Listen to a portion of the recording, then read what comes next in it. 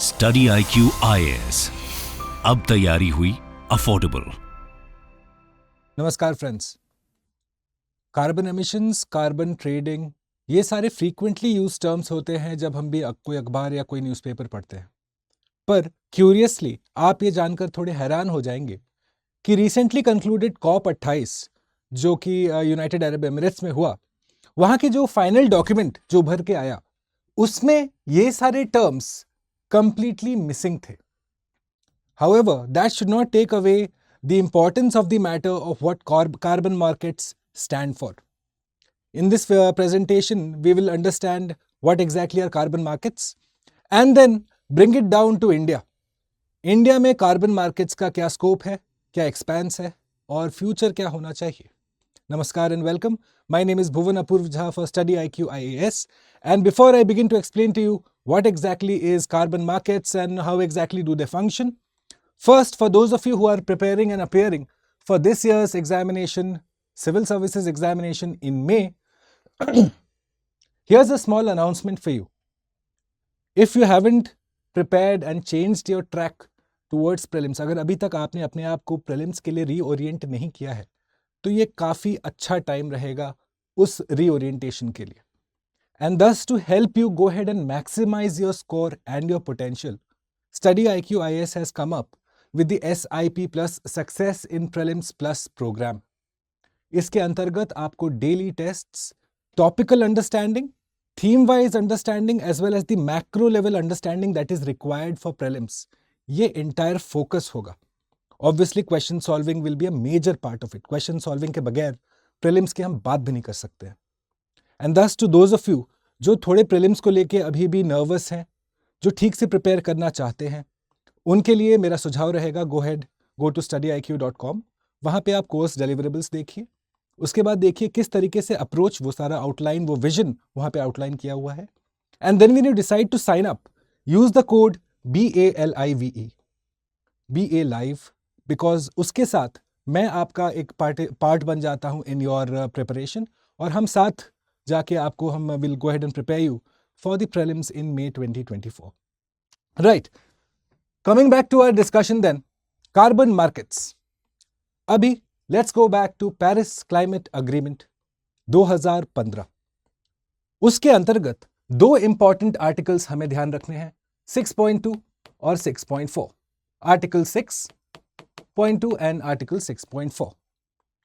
इन्होंने दर्शाया a mechanism for carbon markets and the eventual goal was, as Paris climate agreement specifies it out, that the goal is to meet the larger target of keeping global warming within 2 degrees centigrade and obviously below 1.5 degree centigrade. और उसके लिए carbon markets was a mechanism कि आप green house gases को limit कर सकोगे. Okay, so this was it, this was the eventual genesis of it. कहां से शुरुआत होती है?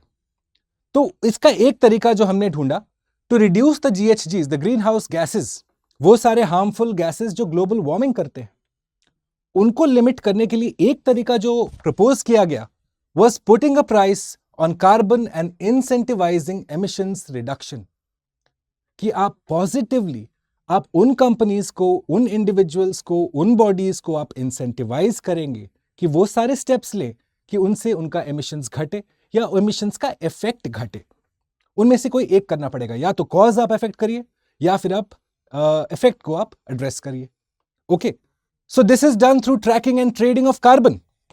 कार्बन मार्केट्स और कुछ नहीं है, यही आप ट्रेडिंग, ये आप in sort of keeping an overwatch on carbon emissions. And the eventual goal is what? To meet the Paris climate agreement obligations. Okay, so look at it, this is done through tracking and trading of carbon and you are using the carbon as a commodity. उसके लिए आपने carbon market तैयार किया है. Okay, अब carbon market जब आप इतना समझ जाते हैं, then the rest should be easy because the mechanism is quite simple really. It is to do with demand and supply. जिनका डिमांड ज्यादा है to emit, उनको एक शेयर चाहिए, एक सर्टिफिकेट चाहिए to go ahead and fulfill that demand. ठीक है, अब हम समझते हैं. तो कार्बन क्रेडिट या offset, tools to put a price on carbon emissions.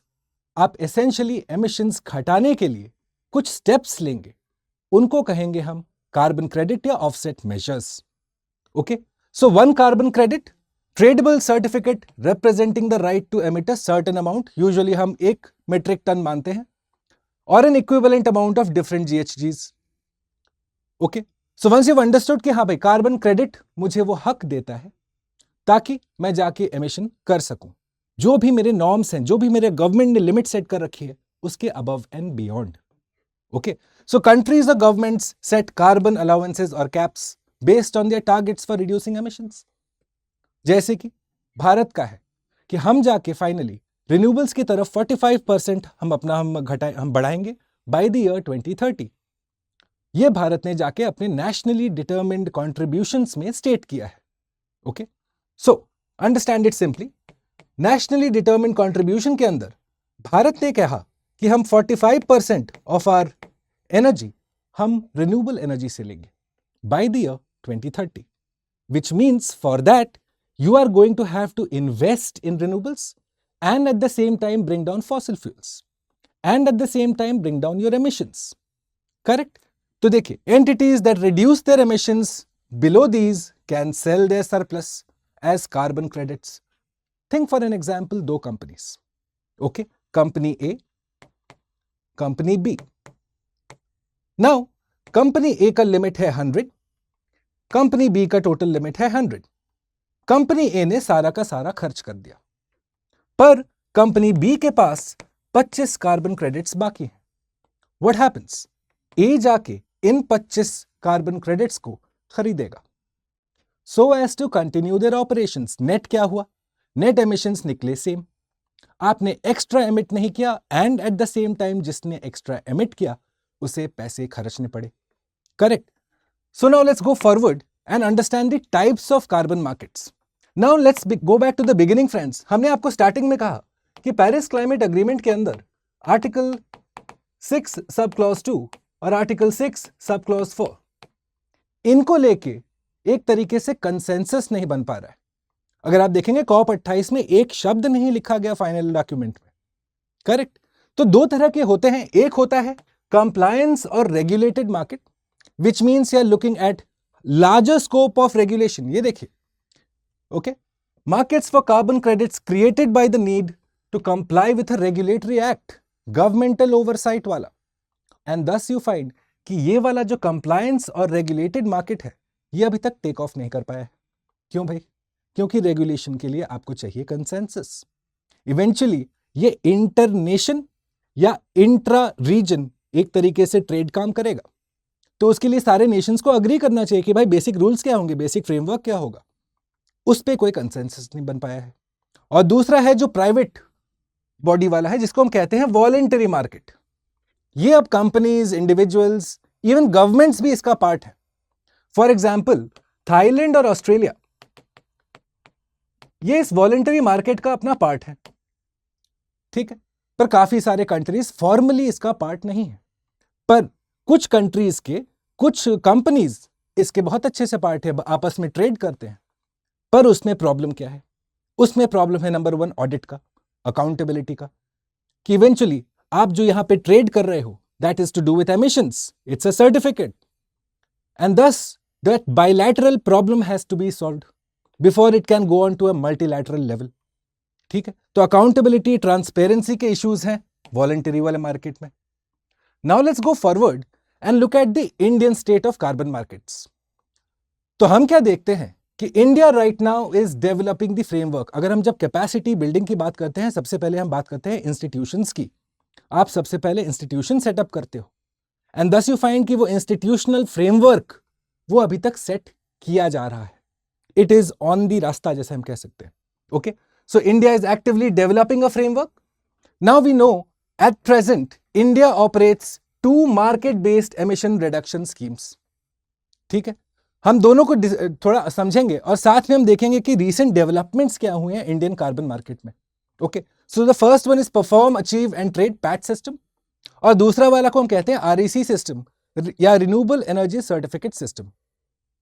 Okay, tension नहीं लेना है, आसान कॉन्सेप्ट्स है, बस थोड़ा सा ध्यान से हम फोकस करेंगे कि इवेंचुअली कौन सा सेक्टर को एड्रेस किया गया है। दोनों के दोनों मार्केट बेस्ड ट्रेडिंग सिस्टम है। बस इतना आपने जानना है फिलहाल। Now let's get started with my perform achieve and trade system.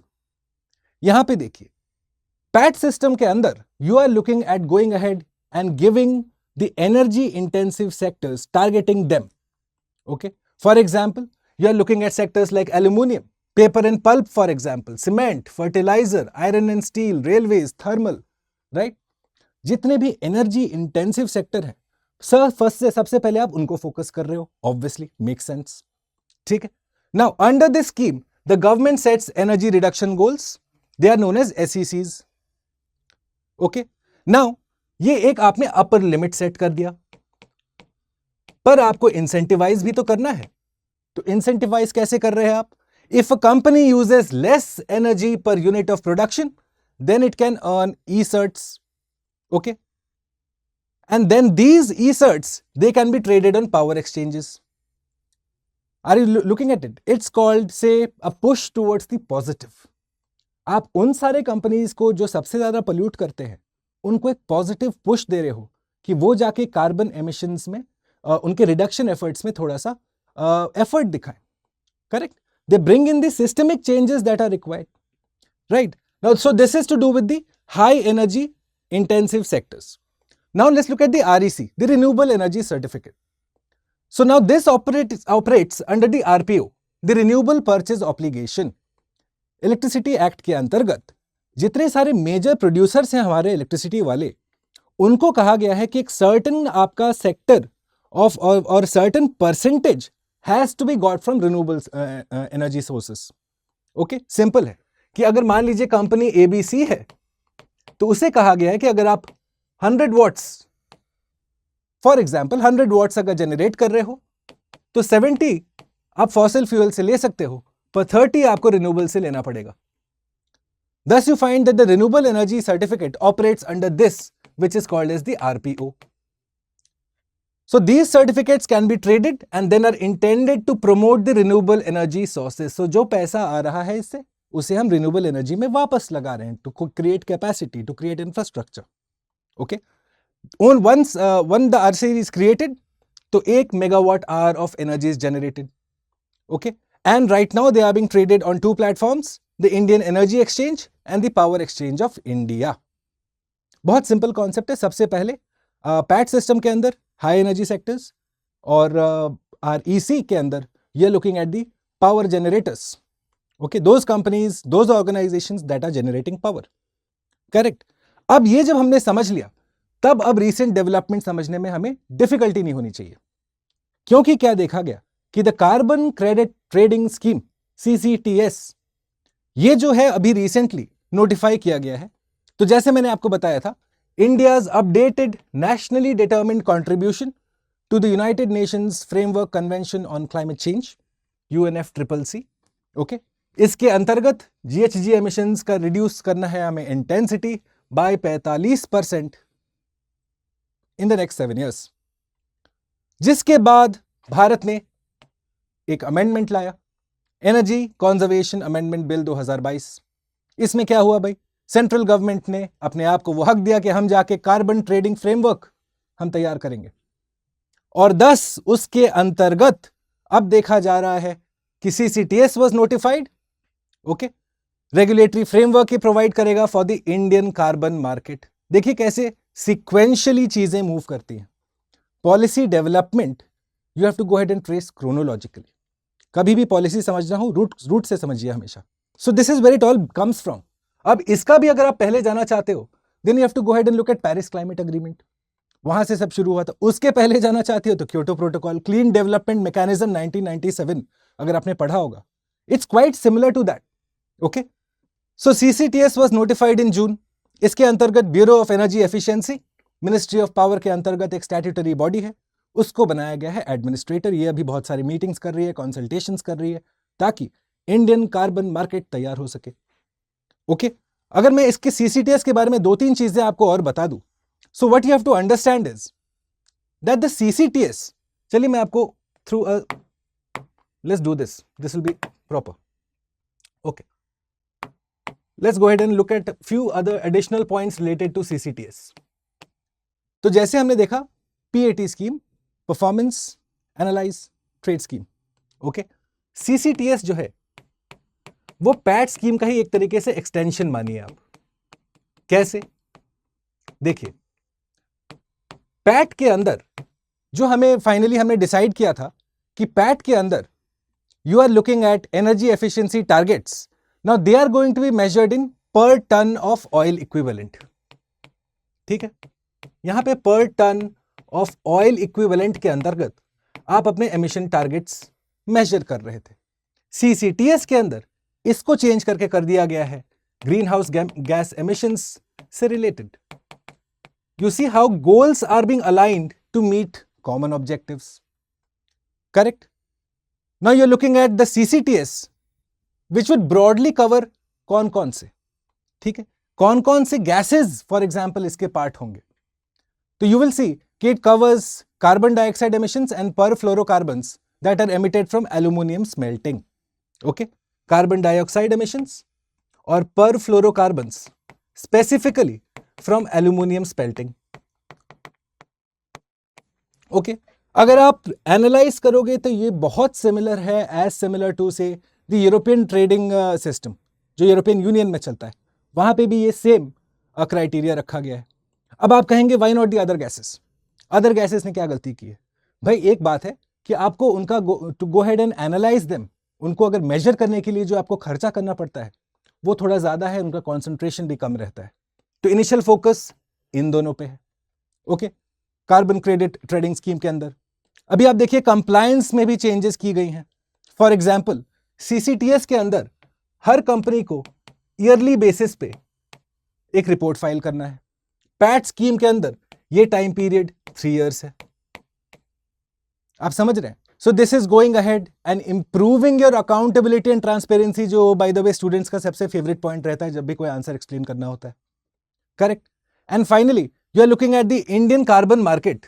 Very quickly friends, Indian carbon market unlike से योर यूरोपियन यूनियन, ठीक है, यूरोपियन यूनियन में आप देखते हैं कि वहां पे cap and trade mechanism follow होता है, मतलब मैक्सिमम लिमिट बता दिया जाएगा और उसके ऊपर अगर आपको जाना है तो you will have to go and buy, okay.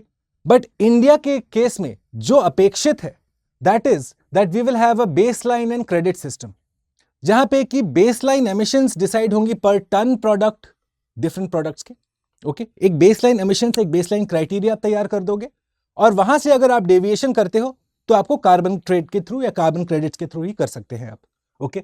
So in the Indian case you are looking at baseline trading, ठीक है। So these are the major changes or say the comparative analysis of what the Indian carbon market would look like as compared to the other carbon markets globally, right? So this was the Indian carbon markets discussion. Coming back to from where I begun the whole discussion, friends, कि COP28 silent रहा इस पूरे carbon markets को लेकर।